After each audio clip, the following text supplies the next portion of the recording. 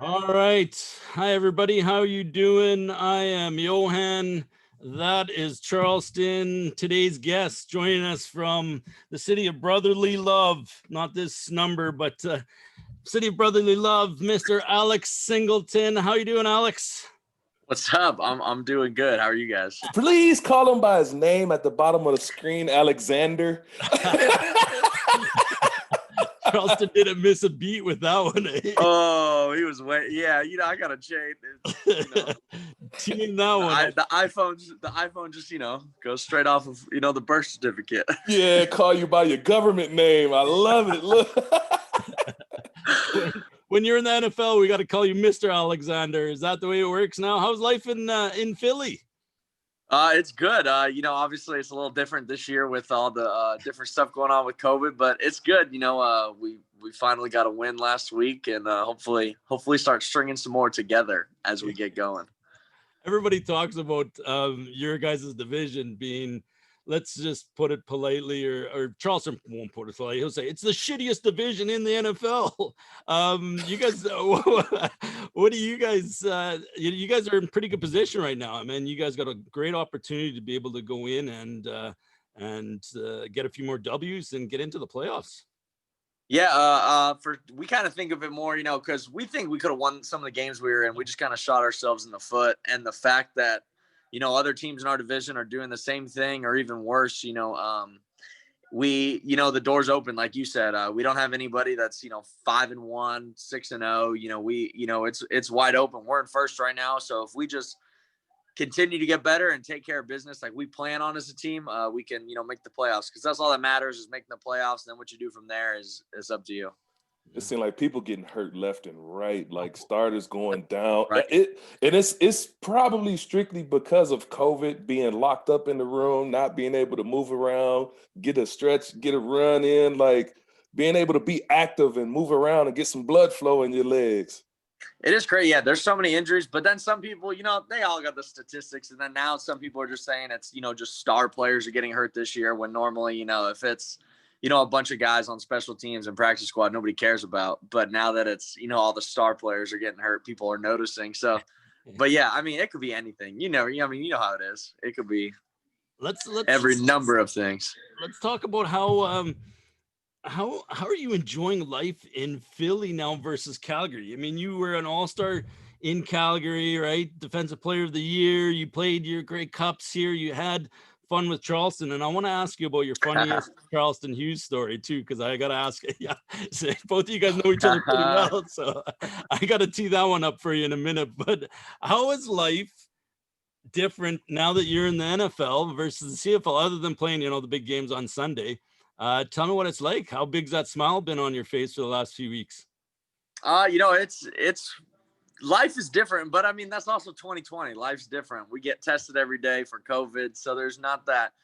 It's definitely not as loving and warm, obviously, as Calgary, just because, we can't be out in the city. We can't be experiencing the city of brotherly love. But Philly's a great place. I love Philly. Obviously I loved my time in Calgary. I still go back every off season just because, I give back. I mean, you even see Charleston still going there, even though he wears that. I guess I can't say funny green because we wear the same color green, but we even though we both wear green now, it's you can never. Calgary has done so much for both of us in our football careers. It's really a place that I'll always be able to call home, and I love that. Yeah, and Charleston, I forgot, both you guys former Eagles, both you guys former Stampeders to be able to do that. Charleston, like as you can see, I'm wearing my Mike Vick jersey that's about 4 years old and pretty tight. It's almost like a game-worn jersey here. I'm having a hard time breathing here. But Charleston, what was it like when you were at Philly too? Tell me about your experience and what do you remember when you were in Philly? I like the city, man. The city it's a vibrant city. Like you could tell the fans love football, where the stadium is. All the sports teams are like within blocks of each other. So, they love sports down there in that area. I mean, even when I showed up to practice, like when I showed up day one and it was me and Byron Parker from Toronto Argonauts. Yeah, cornerback. Yeah, cornerback, interception guy. So me and him ended up going there together, and I showed up on the bus with Michael Vick in the van. They coming to take us to the stadium, and there was about 30 people standing outside the front gate with pit bulls and German shepherds and Yorkies and all kind of just weird little itty bitty dogs, and everybody was screaming dog killer. And I was like, man, I felt like I came in with negative vibes, and I didn't even try to. Yeah, and just so everybody knows that's watching the show, I love dogs, and no way am I advocating to hurt dogs or about Michael Vick. This is just the only Eagles. I was telling Alex, this is the only Eagles gear that I gotta have, so I gotta wear it. So I'll be able to do that. No, but it was a good experience there though, man. I enjoyed my whole time there. You know, rest in peace to the D coordinator that I had there. He ended up passing away, Johnson, at that time. So it was like a bunch of craziness happened when I was there. And that was when, 2009? Yeah, 2009. It's when Sean McDermott, the DB coach, who's now the head coach in Buffalo, he went from DB coach to D coordinator in that season because the D coordinator passed away. And yeah, it was a crazy time. Jeremiah Trotter came out of retirement. And I'm pretty sure they begged him for that. Please, please don't stick us out here with these rookies. So now Alex, you're there.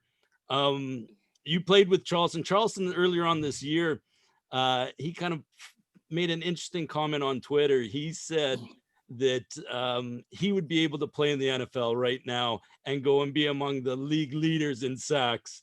Alex, what's your take on that now that you've been in both leagues? How's the talent pool compared to, NFL, CFL, the guys you played with versus the guys you played from before? I mean, Charleston, you got to believe he's going to lead the league in sacks. Until he doesn't in any league, I mean, I gotta respect him as the sack leader. He's been doing it. What are you, 5P? They had to stop the league this year. They had to come up with Sean Lemon came up with a pandemic just so Charleston couldn't lead the league. You heard it here first. These dudes went out of the way to start a global pandemic just so he couldn't lead the league in sacks this year. So I would firmly believe if he came down here right now, he would definitely get a couple. I don't know if he'd lead the league. I mean, there's some crazy pass rushers. I mean, a 3-tech is leading the league right now. So it's Aaron Donald though, ain't it? That's true. That is true. That's Aaron Donald. He a different but breed. he's still. But we got Brandon Graham. Yeah. And, we got some special dudes on our D line that rush, and Charleston would definitely fit in with those guys. I think I always tell people, the difference between the CFL and NFL talent is very little. You have your 1% guys, like the guys we talk about on TV all the time, your Odell Beckhams, your Tom Brady's, your Carson Wentz's. But outside of that, outside those, main guys on the team, I would say 2, 3, maybe 4 players on every team. Everybody else is just kind of I always say the luck of their career, but, kind of just how young they developed and, what college they went to, their injury history, just, their size and stuff. And that's what I think is the biggest difference between the NFL and CFL is just kind of your opportunity of when you've been able to show who you were. And, I think especially guys, an American guy that goes up to Canada and makes the team, it's just as hard or harder than a guy that gets an undrafted spot on an NFL team. Yeah. Charleston, what was it when you were down there? What was your did you ever see an athlete down there like the Michael Vick or something like that, where you were like, man, this guy is good? Like those kind of your NFL guy that you're like, or like you said, who's the guy who used to make me laugh, and it was funny because he played around at practice and he just still kept catching picks and picking stuff off left and right, was Ashanti Samuel. He was the cornerback when I was in Philly. Yeah. And when I say he would catch a pick early in practice and then shut it down for the rest of practice and won't practice no more, but he'll challenge every single route, no matter what the route is, and he'll be like in the area of where the quarterback threw the ball, pick the ball off, run left, run right, laughing, giggling. All the offense mad, but he's running around laughing, giggling, then run to the sideline, take a knee. And the D coordinator, Ashanti, you gonna go back in? Nah, my legs hurt. Then I just be looking like, when you make that many plays and you're a $40 million guy, then you can pull the cards like that, but you got to make plays to do that though. And he was one of those guys. Alex, do you see anybody there either in practice or when you've played against over these first few games in the year that you're like kind of like, holy crap, this is, yeah, I got to be on my A game, or that you're going like, holy crap, he's good? I think on our team, Lane Johnson, he's an incredible tackle. I mean, you can ask, even watch him. When we played the Steelers, I remember we had a 2-minute drive going into the half, and he was up against TJ Watt one-on-one, 100%, pass rush. And you could ask Charleston, when a DN knows that he gets to go one-on-one and pass the, it's scary to be an offensive tackle out there. You don't want to be the guy because that dude's coming. Yeah. And Lane pancaked this dude 4 or 5 plays in a row, picked him up. And it's TJ Watt now, the guy who, could be a defensive player. Best rusher. He's a guy that, he can win games for you, and he destroyed him. He does that every day. And so, those are the guys, I thought Lamar Jackson was special. He did some stuff. And even, going into the week watching film, you're like, man, this guy, he's going to make his plays. But then it's whether or not you're willing to like forget it and go make a play after that. And that's, we had one where, they ran a boot and I'm adding on him, and I saw it. He made our DN miss. He made our DN miss, and he looked at me, and I was like, oh man, I didn't know if he was going to run or pass it. He took a couple steps one way, stopped, and I stopped and went this way, and he sidearmed the ball past me, and they scored, and I was like, damn, like that was it. I was like, yeah, that's pretty special. There's not a lot of guys that could do that. Then do you watch? I watched that play, and then I was like, ooh, ain't too many. I don't care what defensive player you are. That's the most elusive guy in the league at that position, and period, as far as players go. And I zeroed in on you on that play and was like, this, I don't like this matchup. Yeah. But like I said, it's one of those things, you're playing against the best, and some of these guys are the 1% that you mentioned before, Alex. Mm-hmm. It is special to play against. I'm sure, Charleston, you've seen that, and probably some of these guys in the CFL too. When a guy does that, all you got to do is tip your hat and say, damn, fuck, all right, next guy. next guy up. In our career, I think we played more. When we were together, we played with more of those guys in the CFL. On our team alone, we probably had 10, 15. Like that. Yeah, we had, 15. Which is why we, Calgary was so good, in the time Charleston was there and I was there, a lot shorter time. But there's definitely those guys up in the CFL. So let's talk about that a bit. I want to see your shirt. If you can, you got a nice Calgary. It's a Stampede Wrestling shirt, That's a classic back in the our guy, John Anderson, he owns Sea of Dead, is where I got it from. Gotta rep my Calgary every once in a while. I see. Stampede Wrestling. Charleston, do you know any Stampede wrestler that was back in the day? Did you ever hear about it, or man, you got to YouTube it. It was a classic. There was Mucka Singh, I think. There's just a bunch of guys. There was a guy named Ed Whalen was always the announcer, and he would come up with these sayings. In the meantime, in between time, goodbye for now from Stampede Wrestling. And it was just classic old school wrestling where they'd come in, and it was just beautiful to watch. It was before WWE's time, right? So, and it was all about the Canadian wrestlers, and it was so you got guys coming out with suits on, like it was Rey Mysterio.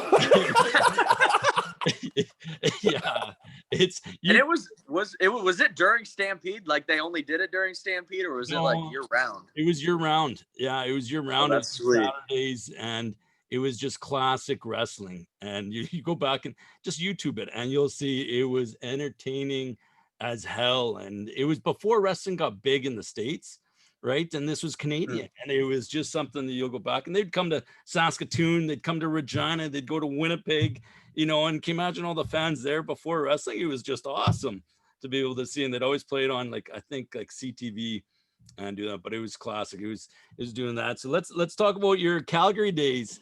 Alex, I teed that up to you a little before. Now I got Charleston shaking his. I'm trying to. I want to know your best, or give me what I ask a lot of the guests that come on the show. I always give me your first impression, or what stands out when you think about Mr. Charleston Hughes.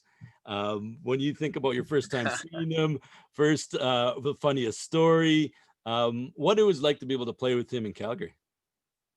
Man, well, it's easy to, my first impression, when I got to football, I mean, this dude was a stud. I mean, say the least. I came in in 16, and I didn't start playing until about halfway, starting until about halfway through the season. And, we only lost 2 regular season games that year. And, Charleston was the leader of that defense. And I mean, we were good. It was a good ass defense. When I got to camp in 16, I mean, there wasn't a bad dude on that. I think everyone was probably an all-star at one point. And if not, wasn't at that point, has been now. And not just a CFL West, I mean, an overall CFL all-star. Like I think all 12 dudes that started, even, guys that played, but he was the guy, the guy that had been in Calgary for a while. Him and Smitty were the guys that, were the dudes in Calgary. Like if you wanted to play on that defense, you had to get in with them. And it was kind of how it went. And yeah, shit, but that would be the first thing. And a story. I gotta think for a second of a story. A lot of them I can't tell. Okay. No, you can tell. I mean, shit, man. That's what it's all about. Feel free to say anything. Hey, this is the internet. I'm sure there's been a lot worse, but Charleston didn't. Well, I'll let Alex think about that. Charleston, what was your first impression of Alex when he came into the league and when he came in and played on a team? Well, first of all, you got to be good. You know this. I know. Well, yeah. Well, first of all, you got to think. Alex come in, and there's this thing that goes around because he's a white linebacker, right? So you really, I didn't notice that.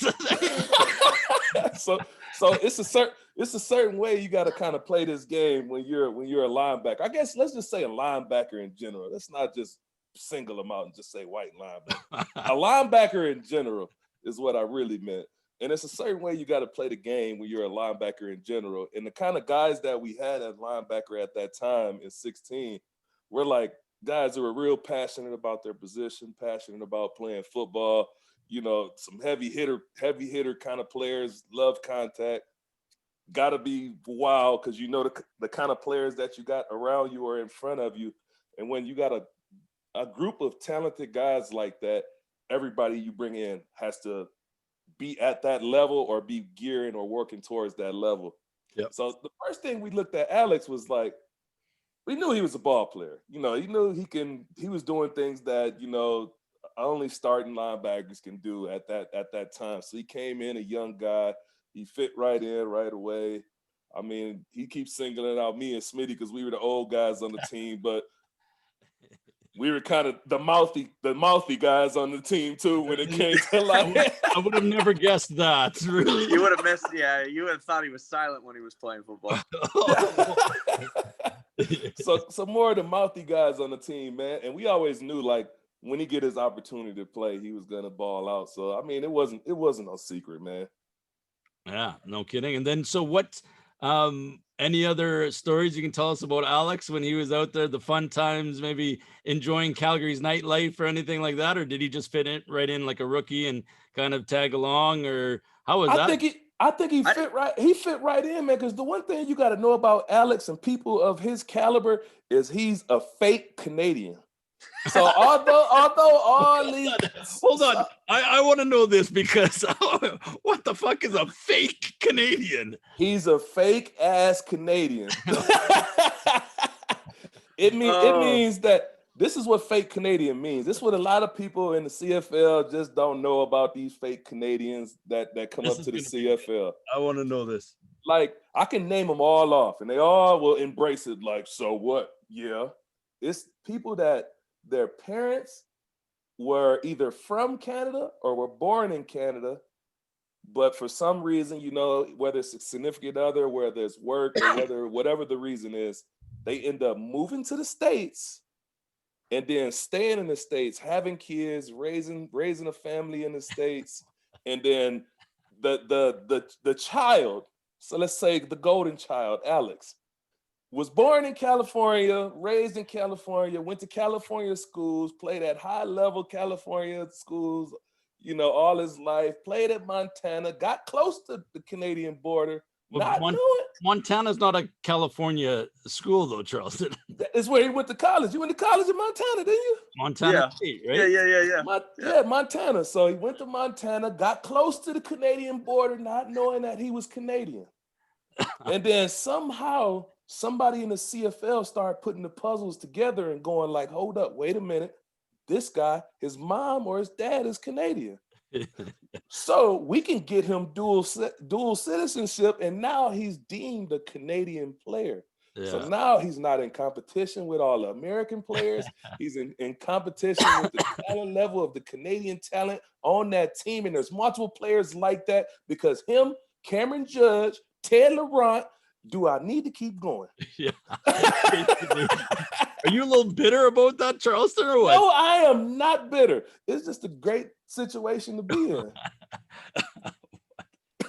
Not a bad situation to be in. I'm not gonna. Yeah, well, so which one is it then, Alex? Your one of your parents are from Canada? Yeah, so my mom was born in Toronto, and then she moved to the States when she was 12, and then so then I took full advantage of that opportunity when I was 21, had just been released a few times by NFL teams, so I had to, and I was actually on Ottawa's neg list as an American for the 2015 season, and then so I got citizenship during the 2015 NFL season because I was on practice squads. And then I was in the 2016 draft for the CFL. And that's when Calgary picked me, and Minnesota had just released me from their practice squad. So I was like, screw it, I'm out. I'm going to Canada. So you mean to tell me, hold on, another team had you? On their neg list as an American, yeah. Oh, they feel so stupid now. But that's kudos to the front office staff in Calgary, man. They be working and they be looking for stuff that. Then my agent, I get, there's people saying that, and then because everybody like thought I got to pick, where I was going to get drafted. There's been stories that my agent told people that I didn't want to go play anywhere in the East, that I wouldn't have gone. Them were to draft me, that I wanted to play for Coach, Dave, because he went to Montana and I went to Montana State, and it was only a 6-hour drive. So they kind of finagled their way in. But, Sask did have the first overall pick that year, and they never picked me. So. Oh, wow. Throwing some shade at the Sask, eh? They didn't be able to do that. They could have gone to 3 Grey Cups in a row. Oh, wow. I like that. But okay, so I want to get back to the Calgary days. Alex, what stands out from you when you played with the Stamps? I know every time I can see you smile, you talk about Calgary, you talk about going back all the time, you talk about, meeting a guy like Charleston, all of that. But what stands out when you think about playing with the Stampeders and the CFL? What pops into your head first? Just our culture. I thought we had just a culture of guys that, we embraced the city, we embraced football, we embraced each other. It was like, it was a true family. Like any of us, even to this day, like we could talk, and it's like the first day we see each other, and most of the time planning a trip back to Calgary because we just want to be there, be part of, be back to where like, and I think a lot of it was winning though. We did win a lot. And so, obviously when you're winning, everything's easier. And so, yeah, and there was Stampede, which was never a bad team. My first 2 years, it was during our bye week. Oh. So we took full advantage of that. But yeah, Calgary, just that culture, and then, the city embraced us. It's just, I know, I love it. And, I know Charleston's the same way, even though he can't say it still. But I do know, I got a good Charleston story. We were playing. Who did we play in the playoffs when you appeared? Oh. So we, because obviously Sask had just been eliminated in the playoffs from, I believe it was Winnipeg in 2018. Winnipeg had just beaten Sask. So most guys go home or, take care of their bodies. We had this old player that left us in 2017. Who went to Sask. And all of a sudden, because he still got the keys to the city. Yep. And so we're in warm-ups or something, or it was before warm-ups. We're just dudes are coming in and out of the locker room, and all of a sudden, dude comes in bundled up in a couple jackets and a beanie, and it looks like Charleston from behind, but no one really knows. This dude turns around. He's like, "Hey, don't tell nobody I'm here. I'm just here hanging out. I'm just watching the game."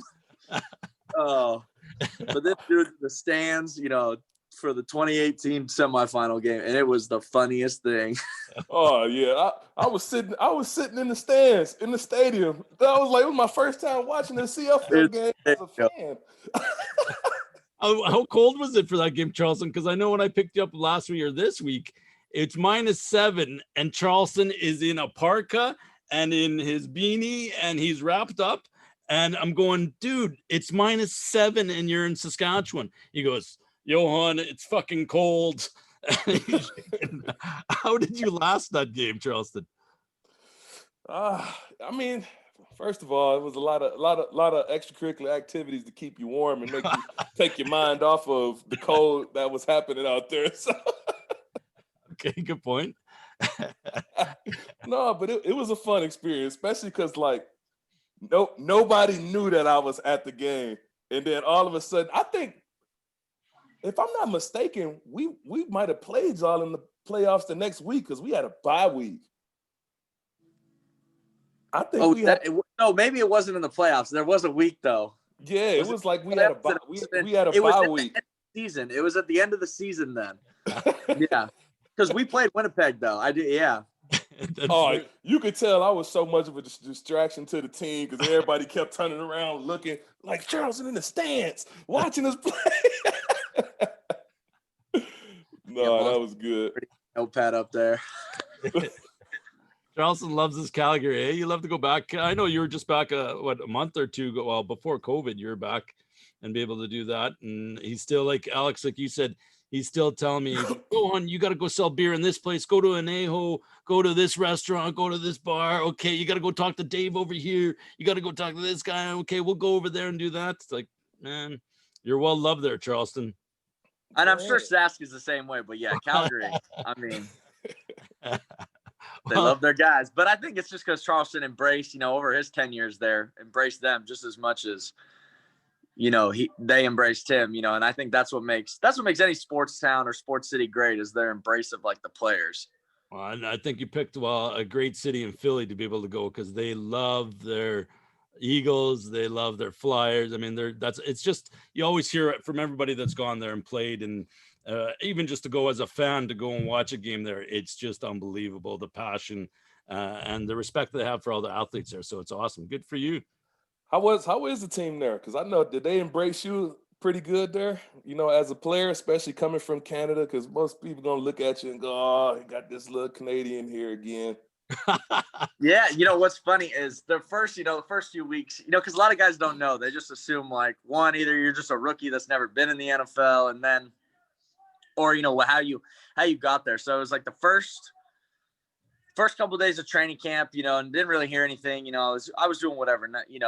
We put pads on though, and I think it was the first or second day in pads, I had a pick and kind of like returned it, and one of the corners was like, "Hey, don't let him fool you. He was like a 2 or 3 time defensive player of the year in Canada and won championships." They're like, "He's not a rookie. Don't let him." And I was like, "Oh shit." So they've been, looking me up or whatever.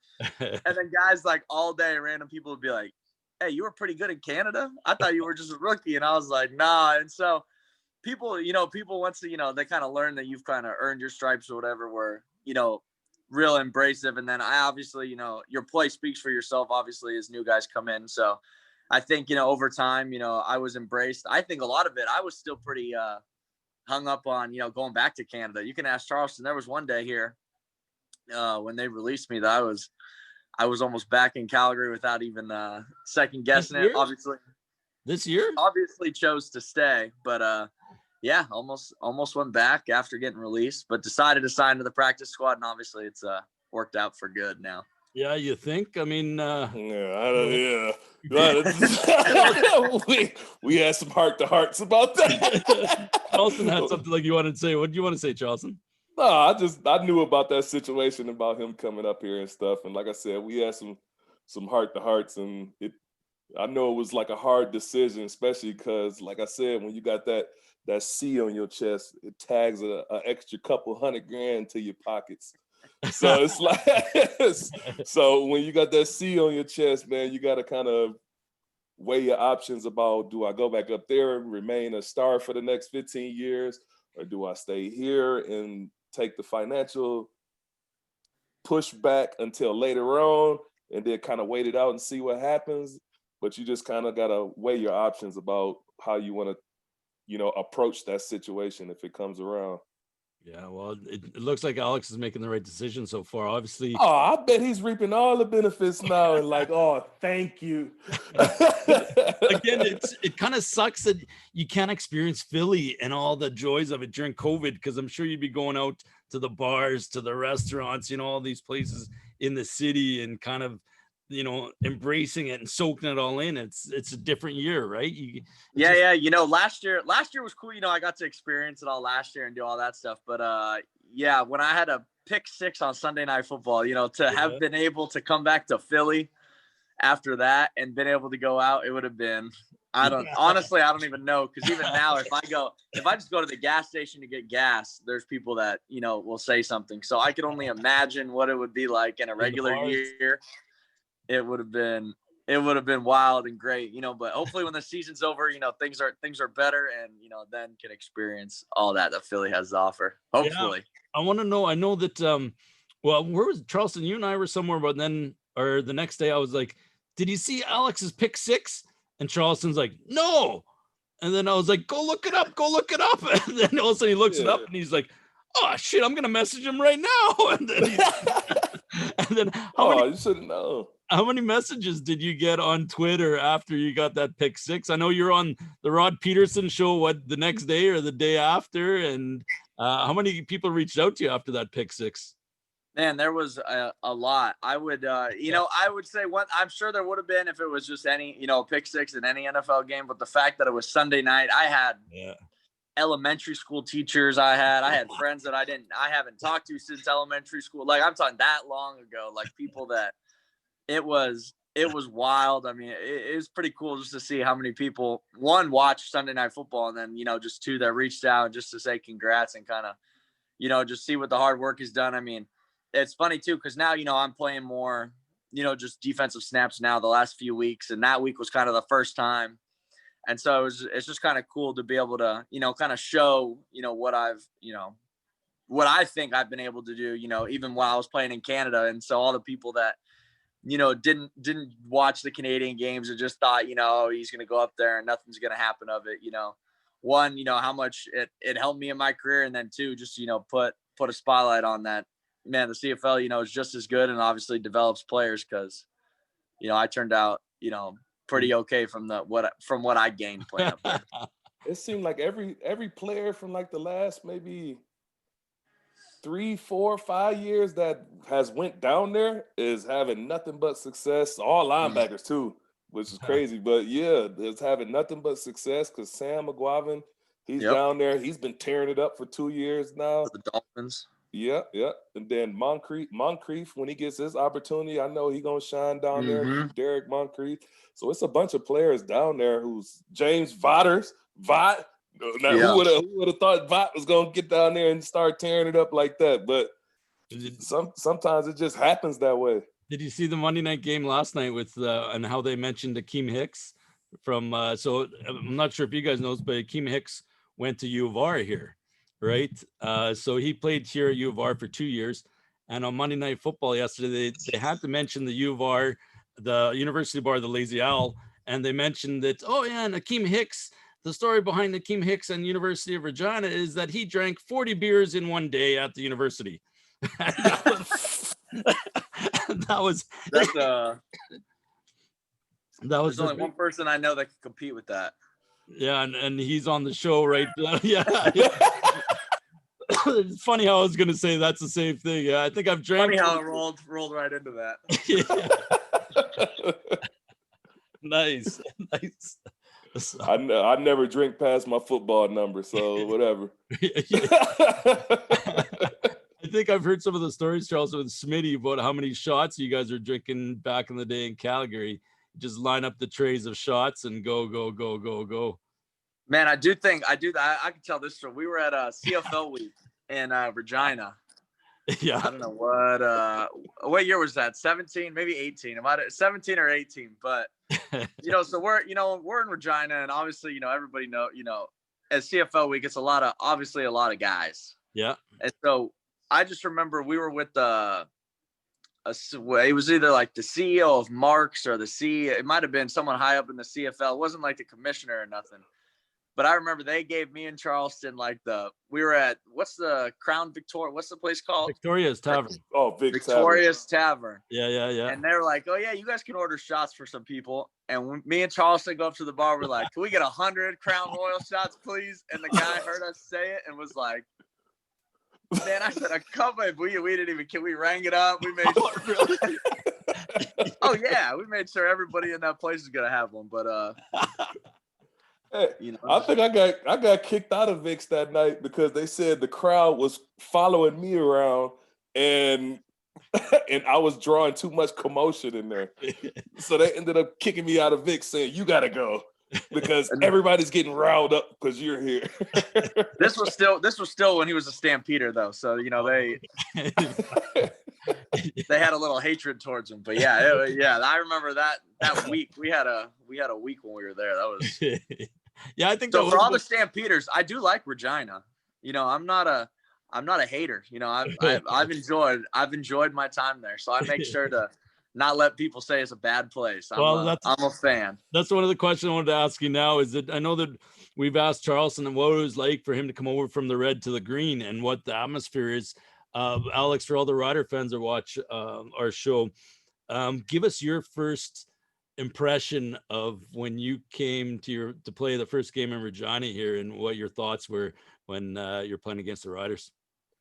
What's crazy what's awesome for me is I got to play an old Mosaic, obviously in 2016, which was definitely a different experience than the new one. I think, I think the new one's louder, and it's wild. I mean, the fans are awesome. I'll give it to them. The fans, they're into it. They understand it. And they definitely want to get after the other team. They don't care. And I'm sure because, who we were, is always a little more, but I can guarantee you, when Ottawa comes to town, they're the exact same way.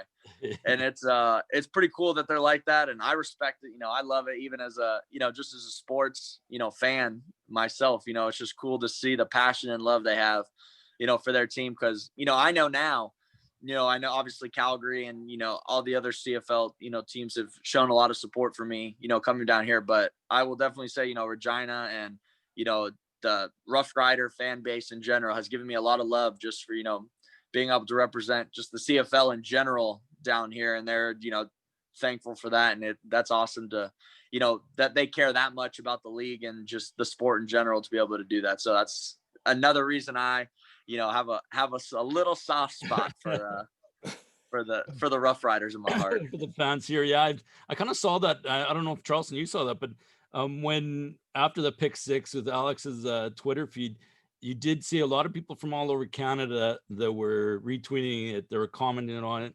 And it was almost like it made all the CFL fans around Canada proud, right? It was like saying, hey, Alex got this. And then it was, they wanted to say something and say, good job. And even if you're a Rider fan or an Argo fan or whatever, they kind of seem to embrace the fact that you are one of them, right? You're one of us and going down there and succeeding down there. So it's kind of, I was surprised. I didn't expect that, especially out of Rider fans, but to be able to do that. But it must have been a pretty cool moment. Yeah, it was really cool. Yeah, like I said, it's just cool. Again, a lot of circumstances probably came into it. One, it was Sunday night. Yeah. Two, the CFL's not playing, so they're watching, just football and, cheering for, like Charleston said, the few guys, that are down here. And then to have, a big play like that happen and a game that, we needed to win and all this stuff, I think it was, just one of those, cool circumstances. And yeah, it's really cool. Even though, the two teams I really hate are Toronto and Ottawa just because they beat us in Grey Cups. Like I really hate them, but that's my team of the Argos. So. I have a true, and especially Toronto, because that was the worst probably Grey Cup loss in history according to me, because we were up 10.5. I mean, we could go on about that for days, but the support from those guys, just all the teams, and all the fans, it was really, really cool and pretty special. I remember that game because I was on my stag in San Francisco, and we went to the Saturday we were at Notre Dame versus Sanford, and then the Sunday we went to go watch the Raiders and the Broncos, and that was a game where Talib fought the one Crabtree. Yeah, Crabtree, and we were in the black hole. And we were, 15 yards up from it, and the crowd was going crazy, and we're in the black hole and all this. And then after we get back to San Fran, we were staying at, we go to the pub, and then we turn and look, and we're like, oh shit, the Grey Cup's on. And I'm like, oh, and I thought you guys were heavily favored. I thought you guys were going to win. It was like this. The game we turn on, we catch the fourth quarter. You guys are doing well, and yeah, the rest. So I got a few that Ricky Ray effect, man. Yeah, so I can imagine you might have some hard feelings towards the Argos and to do that. So you don't know how many times my dreams got ended in Calgary because of that. I feel like I'm legitimately supposed to have about 4 Grey Cup rings. Yeah, I should easily have 3 on. So that's yeah. I've been to about 5 Grey Cups and only got 2 rings. 5 Grey Cups. Can you imagine got 2 rings? Can you imagine being a Rider fan over 110 years or 100 years in the league, and they got 4 during that whole span? So to be able to do that, I think you guys are. I mean, how many do you got, Alex? You got 1 or 2? I got 1. 1, and then do that. Yeah. So yeah. Well, hopefully you can chase another ring and be able to do that. So speaking of that, let's talk a little bit about Charleston. Do you want to ask anything else to Alex in regards to NFL or CFL? I think that's about it, man. I think we covered a great basis about everything. I do want to know what kind of celebrations you got going on now, because I like to celebrate. I know you used to do this old silly stuff when you used to do this out in Canada, but what are you doing now? Like, what's your play celebration? I won't lie, I've just been flexing, because I'm still playing all 4 special teams, so I am tired during games. I'm playing. Man, I'm not trying to hear that, because kickoff and kickoff return is pointless. So let's be honest. Like, the kickers are kicking that ball clear out the back of the end zone, and I'm pissed off that it feel like it's part of your contract, because they say you got to sprint all the way down to the other end and cross the goal line for it to count. Are they making y'all do that? Is that a forcible play? No, but we it just shows your effort. Coaches you gotta do want it. to see your effort, so you got to do it. But I'll take anyone that wants to comment on this. I'll take some suggestions on what celebrations I should do next. We do play Dallas this Sunday night. Oh, a cowboy hat! You got to do something with the cowboy hat. That's about to be a stat game. So you see what they got at quarterback? What about? Yeah. I don't know who will be the quarterback. Is Dalton going to be out of protocol or no? We don't know yet. We'll find out as the week goes on. But what about this, Alex? What about a tribute to your former teammate in Calgary? If you get the sack, you got to do the surf dance. I can hit this. I haven't done it in a few years. I would love to, be, surfing again. Save your knees, man. Save your knees. I might have to hit one now. I would do something, Stampede-ish or Cowboyish, but we're playing the Cowboys, so everyone in here would just think I'm just trying to do something against the Cowboys, and then you become the wrong kind of media, and you don't need that for especially in the Eagles Cowboys rivalry right now. Yeah, no kidding. I wanted to just before we finish up here, I wanted to ask Alex something about what's near and dear to your heart. I know after the game I saw you're on ABC News. I think you're obviously on lots of programs. You kept the ball after your pick 6, and you sent it back home to your sister. Tell us a little bit about what you do for your sister. Tell us a little bit about your sister for the people that are watching this for the first time and don't know anything about your sister, and what kind of the things you do for the charity. Yeah, so my sister, my older sister, Ashley, she has Down syndrome, and she so she's my biggest fan. She does everything from, count my tackles. She's been to about almost every home game, that she can go to in Calgary. Charleston's met her a handful of times. She's been to Philly a bunch, but she's just a true sports fan. She loves sports, and something she's always done her whole life is Special Olympics. So everywhere I go, I try to be as involved in Special Olympics as possible. I was a huge supporter of Calgary Special Olympics. I still am to this day. Me and Ashley actually did a lot of workouts during quarantine on Facebook Live for the community of Calgary. And really, it ended up really becoming, for a lot of the Special Olympics, because they were able to share them, virtually everywhere. And then also, now that I'm in Philadelphia, I, support, Philadelphia Special Olympics as well. And this year, actually, with Ashley, thinking about it, and myself, I have a little pledge it. It's literally pledgeit.org/Singleton. And it's for tackling inclusion. So what it is, money's going to be donated to Special Olympics Philadelphia, but also, by the end of the season, there's going to be a few more Special Olympics tied into that, and, be able to get, money to a group that I believe, deserves every opportunity in the world, because, what I've seen from my sister, she's the reason I play with the passion I play with, the love I play with. And it's all for, people like her with intellectual disabilities who, I've seen,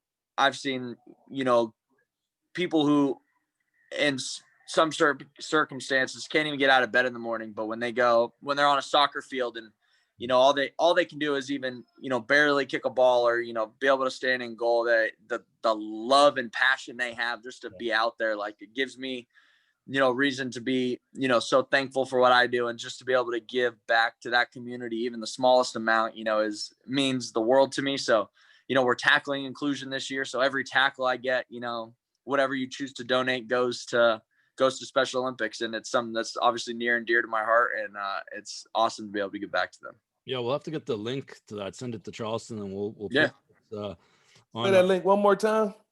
It's pledgeit.org/Singleton. Spell it for me. Pledge. No.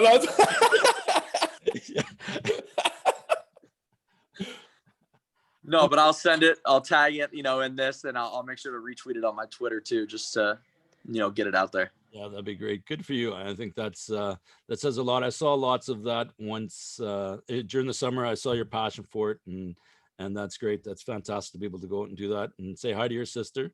All the best to you for the rest of the year. I know I got a lot of friends that are Cowboy fans, and I'm going to say this right now: Go Eagles! Be able to do that. Thanks for coming on the show. I know it's short notice, and Charleston's probably the usual. Hey, you want to be on our show in 5 minutes? Wow, that's pretty spot on. Yeah, but I'll always do it for my guy. I'm just expecting. I'm still waiting for the text. Hey, I'm in Philadelphia. Can you open your door? So it's coming. It's coming. I'm waiting for it. I mean, it's always open. So he's gonna send you all the COVID testing to make sure he's cleared for the next little bit. Sending the COVID testing and hey, he sends them. He's in the front. I always got a bed for Charleston. Well, that's awesome. Thanks, Alex, for everything. Thanks for being on the show. Good luck. You're having a fantastic season, and it was nice to be able to have you on the show and to be able to get to know you. I know that you're a hell of an athlete and an even better person. So what we always do is we let Charleston finish off. Unless, Charleston, you have anything else for your man, or you're gonna finish off? That's all I got for my guy, man. I just appreciate he coming on the show. I appreciate his talent, me playing with him. He earned my respect a long time ago since he first stepped on the field, man. I know his ability. I'm glad he stuck down there and stuck with it. I mean, I know he was tempted a big time from a lot of different teams down here and up here in the CFL. So I'm glad he stuck with it, stuck strong to it, and I was right about what I said. So so when it comes down to it, man, this is the Better with Age webcast. And the reason we call it the Better with Age webcast, because there's many things that get better with age. not just your playing ability. So the more plays they get you on the field, Alex, the minute you become a starter and you become a full-time starter, the plays are going to go up and through the roof because you got more opportunities to make them. So that's not the only thing that gets better with age, but time, but leather. We got whiskey, we got wine, we got cheese, we got myself, because I ain't going downhill. It's only up from here, baby. And the and the best thing of them all is friendships. I'm glad I can call you my friend, man. I'm gonna let you know when I come to Philadelphia so I can get a cheesesteak with the whiz cheese and the mushrooms on it.